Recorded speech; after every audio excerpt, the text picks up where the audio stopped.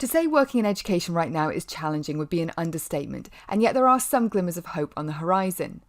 Education should be fun, and yet we as teachers can be sometimes so consumed with meeting assessment criteria and targets that we forget that there is much to be learned and gained outside of the classroom in co-curricular activities.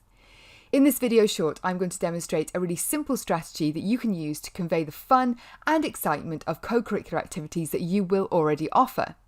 Instead of multiple email notices and posters that people may not see or read, collating video content can show the fun and joy of what is on offer in your school. The worked example I've made for you today is of a primary school. It's fictional and it's called St Mary's, and I really hope you enjoy it.